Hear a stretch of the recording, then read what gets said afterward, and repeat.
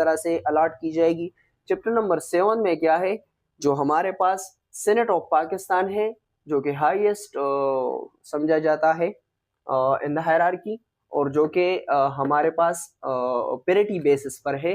तमाम सूबों के प्रोविंसेस के हमारे पास चारों जो सूबे हैं उन सबों के जो पॉपुलेशन के बेस पर नहीं, पेरिटी के बेसिस पर एक जैसा रिप्रेजेंटेशन यहाँ पर है। चैप्टर 7 में है conduct of election to the senate.